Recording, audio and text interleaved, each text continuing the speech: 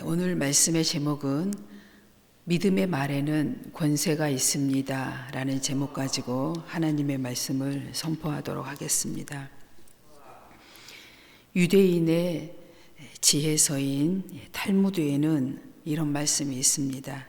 남의 입에서 나오는 말보다 자기 입에서 나오는 말을 잘 들어봐라 라고 우리에게 지혜의 말씀을 주고 있습니다. 말이 내 입에서 있을 때는 내가 지배하지만 말이 입 밖으로 나가면 말이 나를 지배한다 라고 참으로 말에 영향력이 있음을 우리에게 지혜로서 예시해 주고 있습니다. 오늘 본문 말씀에 베드로는 참으로 예수님이 물어보는 말씀에 대답을 잘함으로 말미암아 축복을 받는 장면이 오늘 본문에 나와 있습니다. 예수님께서 빌립보 가이사랴 지방에서 사역을 시작하기 전에 제자들에게 이렇게 물어봤습니다. 사람들이 나를 누구라고 하느냐, 인자를 누구라고 하느냐 이렇게 물어보니까 제자들은 이렇게 대답을 했습니다. 세례 요한, 엘리야, 에레미야 이렇게 다른 사람들이 얘기를 합니다. 자기들도 그렇게 생각한다 이런 뜻이었지요. 그래서 예수님께서 베드로에게 직접 물어봤습니다. 시몬 베드로가 대답하여 이르되 16절 주는 그리스도시요 살아계신 하나님의 아들이시니이다. 이렇게 예수님께 대답을 했습니다. 그랬더니 예수님께서 바요나 시몬아 내가 복이 있도다. 이를 내게 알게 하니는 혈육이 아니요 하늘에 계신 내 아버지시니라 라고 대답해 주시면서 또 내가 내게 이르노니 너는 베드로라. 내가 이 반석 위에 내 교회를 세우리니 음부의 권세가 이기지 못하리라. 그리고 내가 천국 열쇠를 내게 주리니 내가 땅에서 무엇이든지 매면 하늘에서도 매일 것이요 내가 땅에서 무엇이든지 풀면 하늘에서도 풀리리라 하시고 라고 예수님께서 베드로에게 축복의 메시지를 선포해 주십니다. 이 말에는 이처럼 엄청난 권세를 포함해서 우리의 삶 가운데 역사하고 있다는 것을 우리는 오늘 다시 한번 알아야 될 것입니다. 이 말을 잘함으로 말미암아 죽고 사는 권세가 우리 혀에 달려 있는데 이 말 한마디를 잘함으로 말미암아 우리가 구원에 이를 수도 있고 사망에 이를 수도 있다는 말씀입니다. 오늘 베드로처럼 우리는 이 시점에서 나의 자신의 입에서 나가는 말들을 잘 기억하면서 또 새기면서 살아갈 때 하나님께서 우리에게 주신 권세들이 계속 우리의 삶 가운데 사용되어지고 역사하게 될 줄로 믿습니다. 민수기 13장 1절 2절을 보겠습니다. 여호와께서 모세에게 말씀하여 이르시되 사람을 보내어 내가 이스라엘 자손에게 주는 가나안 땅을 정탐하게 하되 그들의 조상의 가문 각 지파 중에서 지휘관된 자 한 사람씩 보내라. 여호와께서 모세에게 저런 명령을 하셨습니다. 내가 너에게 주리라고 약속한 땅에 정탐꾼을 먼저 각 지파에서 한 사람씩 택해서 보내라고 모세에게 말씀했습니다. 그러니 모세가 7절, 8절 보겠습니다. 17절, 20절까지요. 모세가 가나안 땅을 정탐하려 그들을 보내며 이르되 너희는 네겝 길로 행하여 산길로 올라가서 그 땅이 어떠한지 정탐하라. 곧 그 땅 거민이 강한지 약한지 많은지 적은지와 그들이 사는 땅이 좋은지 나쁜지와 사는 성읍이 진영인지 산성인지와 토지가 비옥한지 마른 땅인지 또 나무가 있는지 없는지를 탐지하라.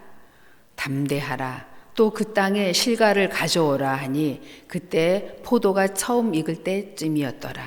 아멘. 이처럼 정확하게 모세가 12명을 택해서 자세히 보고 오라고 명령을 내렸습니다. 그때 민수기 13장 32절 33절을 보겠습니다. 12명 중에 10명의 정탐꾼과 2명의 정탐꾼으로 나누게 됩니다. 10명의 정탐꾼이 보고 온 가나안 땅의 모습입니다.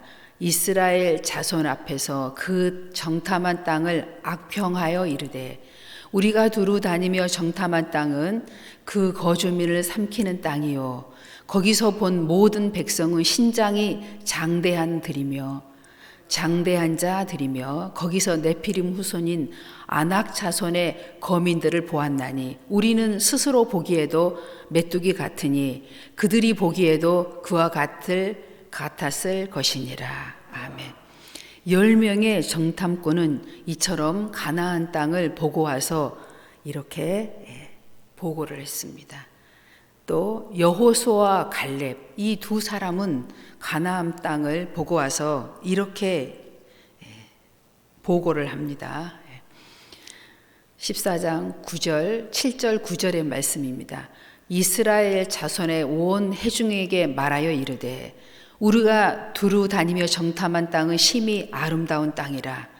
여호와께서 우리를 기뻐하시면 우리를 그 땅으로 인도하여 드리고 그 땅을 우리에게 주시리라. 이는 과연 젖과 꿀이 흐르는 땅이니라. 다만 여호와를 거역하지 말라. 또 그 땅 백성을 두려워하지 말라. 그들은 우리의 먹이라.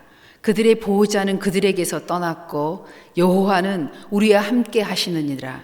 그들을 두려워하지 말라 하나. 아멘.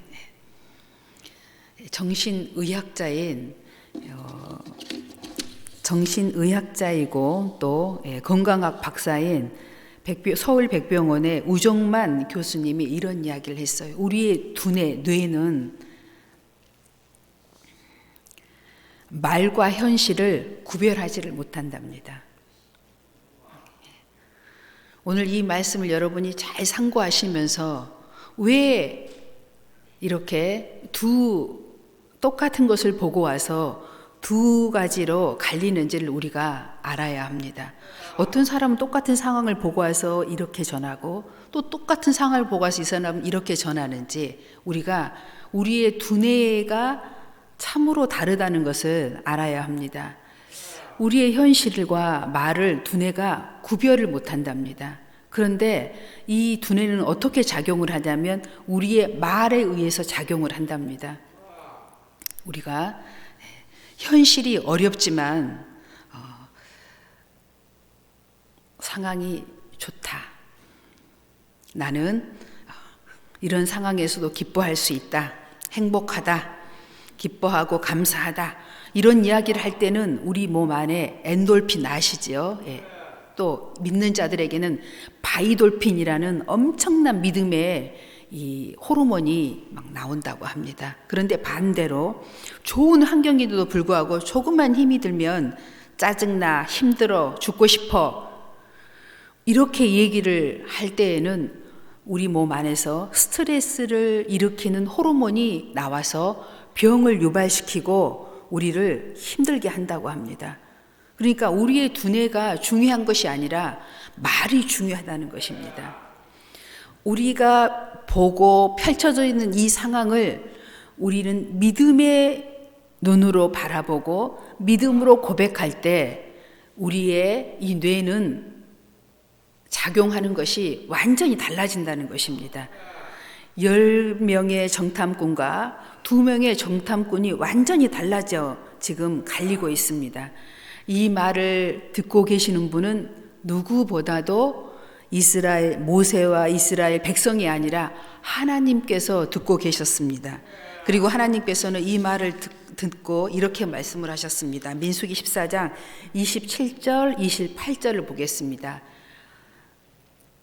나를 원망하는 이 악한 회중에게 내가 어느 때까지 참으랴. 이스라엘 자손이 나를 향하여 원망하는 그 원망하는 말을 내가 들었노라. 그들에게 이르기를 여호와의 말씀에 내 삶을 두고 맹세하노라. 너희 말이 내 귀에 들린 대로 내가 너희에게 행하리니. 아멘. 우리가 말하는 것을 우리의 뇌가 듣는 것처럼 하나님께서 듣고 계십니다. 항상 내가 하는 말은 하나님께서 듣고 계시고 나의 뇌도 듣고 있는데 반응은 똑같이 하신다는 것입니다. 여러분이 오늘 이 하나님께서 주신 말씀을 여러분께서 마음 깊이 새겨둔다면 이제부터는 기적은 우리의 삶 가운데서 매일매일 일어나게 될 줄로 믿습니다. 하나님께서 우리의 말을 듣고 기적을 일으키시는 거나 내 말을 듣고 내 뇌가 호르몬을 어떻게 분비하고 일으키는 거나 똑같다는 것입니다. 여러분이 오늘부터는 오늘 이 말씀을 들은 대로 바뀌게 될 줄로 믿습니다. 로마서 10장 9절 10절의 말씀입니다. 만일 내가 내 입으로 예수를 주로 시인하며 또 하나님께서 그를 죽은 자 가운데서 살리신 것을 내 마음에 믿으면 구원을 받으리라. 사람이 마음으로 믿어 의에 이르고 입으로 시인하여 구원에 이르느니라. 아멘. 우리의 모든 죽고 사는 권세는 우리의 혀를 통하여 나오는 말에 완전히 좌우된다고 오늘 선포되고 있습니다. 여러분께서 오늘 이 하나님께서 주신 이 말의 권세를 이제는 내 뇌와 하나님께서 듣고 계신다는 것을 여러분께서 마음에 새기신다면 이제부터 완전히 다른 그리스도인의 모습으로 살게 될 줄로 믿습니다. 잠언 12장 14절입니다. 사람은 입의 열매로 말미암아 복록에 족하며 그 손이 행하는 대로 자기가 받느니라. 아멘. 잠언 15장 4절입니다. 온순한 혀는 곧 생명나무이지만 패역한 혀는 마음을 상하게 하느니라. 아멘. 16장 24절입니다. 선한 말은 꿀송이 같아서 마음에 달고 뼈에 양약이 되느니라. 아멘. 그 반대로 근심과 염려를 하면 우리 뼈를 상하게 하는 것처럼 우리가 하는 말에 따라서 뼈에서 양약이 나와서 오히려 우리의 이 육신도 건강하게 하나님께서 해 주신다고 오늘 이렇게 말씀을 하고 있습니다. 그래서 우리는 오늘 늘 우리의 말이 얼마나 중요하다는 걸 알고 있었지만 우리가 좋은 것은 끊임없이 교육과 훈련을 통해서 양육되어져 가는 것이지만 나쁜 것은요 배우지 않아도 우리가 너무나 잘해요. 왜냐하면 우리 안에는 우리의 영혼은 거듭났지만 우리 육신이 거듭나지 못한 부분이 너무나 많이 있기 때문에 그런 것입니다.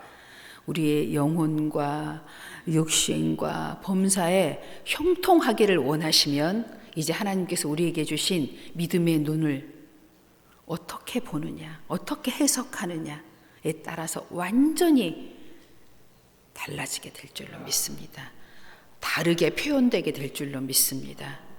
하나님께서는 이미 우리에게 엄청난 많은 응답들을 준비해 놓고 계시는데 우리가 받지 못하는 것들이 너무나 많이 있습니다. 우리 예수님께서요 신약 성경의 마태복음 사복음서에 보면은 예수님께 나오는 사람들 중에 예수님께 응답을 못 받은 사람이 단 한 명도 없었습니다. 모두 응답을 다 받았습니다. 여러분 오늘 이 말씀을 기억하십시오. 어떤 문제이든지 어떤 어려움이 있다 할지라도 예수님 앞에 말씀을 들고 나오면 100% 해결받게 될 줄로 믿습니다.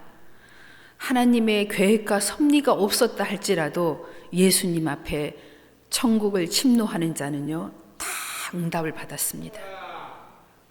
그렇지 않은 것이 성경에 한 구절도 없더라고요. 한번 여러분이 오늘 집에 돌아가셔서 사복음서를 한번 읽어보세요. 예수님께 나오는 100%의 사람들은 100% 응답을 받았더라고요. 염려, 근심, 걱정 다 예수님 앞에 내려놓으시고 누구든지 무엇이든지 예수님 앞에 기도하시기 바랍니다. 예수님께서 우리의 모든 문제를 해결해 주실 줄로 믿습니다. 병든 자를 치료해 주셨고 우리의 상황들을 다 종결시켜 주셨습니다.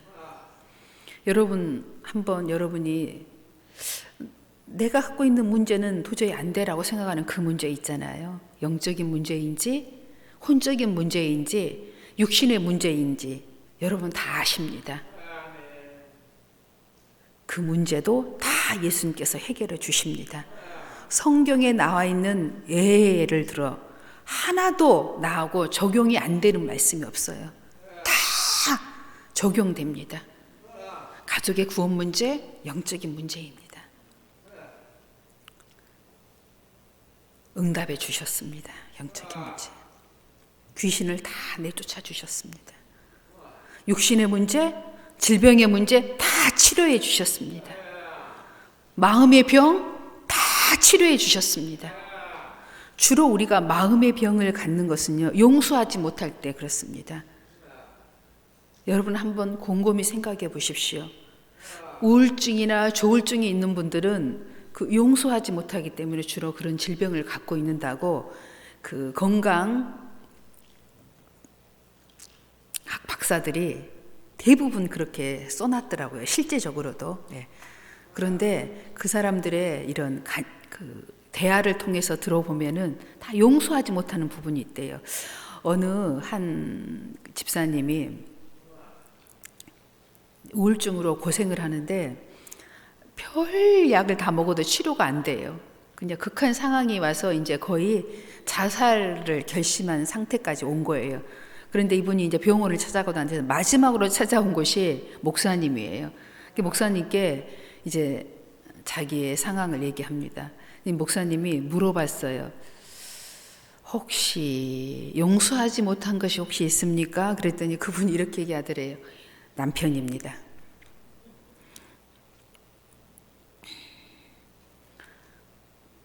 그러면 이혼하셨습니까? 지금 살고 있습니까? 물어보니까 이혼한 지 10년 됐습니다. 그런데 왜 용서를 못 하십니까? 다른 여자랑 잘 살고 있는데 왜 당신은 용서를 못 하고 있습니까? 그러니까 그것을 용서를 못 하고 있습니다. 10년이 지났는데도, 그리고 본인은, 남편은 잘 살고 있는데 본인은 그 용서하지 못하는 괴로움 때문에 우울증에 빠져서 자살까지 결심하기 직전에 된 거예요. 그런데 성경에 뭐라고 했어요? 너희 죄를, 상대방의 죄를 용서해 주면 내가 너희 죄도 용서해 주겠다고 말씀하셨잖아요.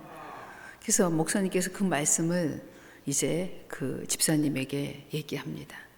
우리가 용서받기 위해서는 남편의 죄도 용서해 줘야 합니다. 그렇게 될 때 우리 죄도 하나님부터 용서받을 수 있습니다. 라고 말씀을 했습니다. 근데 이미 알고 있어요, 이 말씀을. 그렇지만 마지막 그 절망의 순간에서 이 말씀을 들었을 때는 이 말씀이 살아서 움직이는 겁니다. 이 세상에 죽고 싶은 사람이 어디가 있겠어요? 다 살고 싶지. 사실은 죽고 싶다는 말 안에는 정말 살고 싶어요 한다는 그 말이 들어 있습니다. 그래서 그 자매님이 그 절망 끝에서 이 말씀을 받아들이고 남편을 용서했습니다. 그때 완전히 영적인 자유를 이루게 됐고 우울증에서도 자유함을 얻게 되었다고 합니다. 우리는 대부분 지나간 과거들을 얽매여서 우리 현재의 삶에 행복한 삶을 놓치고 있는 것들이 너무나 많습니다. 대부분 50%는 과거에 매여 있고 또 아직 오지도 않을 일에 대해서 걱정하고 있는 것이 40%고 정말 현재의 문제는 10%에 불과하다고 합니다. 여러분, 우리는 이런 미련한 자가 아니라 정말 지혜로운 자가 되어서 지금 이 현실, 지금 당장 해결해야 될 문제를 주님 앞에 내려놓고 고민하고 주님 앞에 해결받는 여러분 되시고, 과거의 문제는 여러분 다 예수의 이름으로 용서해야 됩니다. 털어내야 됩니다. 갖고 있으면 마귀에 계속 우리가 종노릇하고 있는 거예요. 그 마귀가 원하는 거잖아요. 마귀는 우리를 죽이고 멸망시키려고 왔고 예수님은 우리에게 생명을 주고 풍성한 삶을 주시려고 오셨어요. 내가 무슨 생각을 하느냐, 어떻게 마음 먹으냐에 따라서 다 달라집니다. 오늘 2명의 정탐꾼과 10명의 정탐꾼이 완전히 갈리는 거하고 똑같습니다.